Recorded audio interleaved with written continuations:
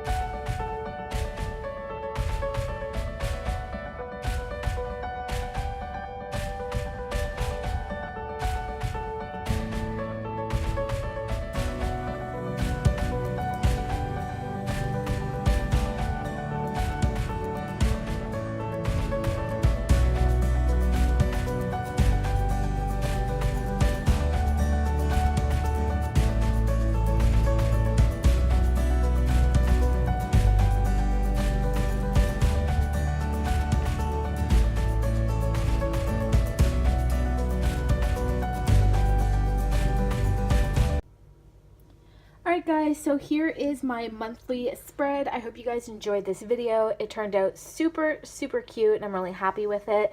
Let me know below, leave me a comment. What was your favorite subject in school? Mine in high school was drama. I loved drama class. And I would say before that, probably art. All right, guys, love and peace to you all. Bye.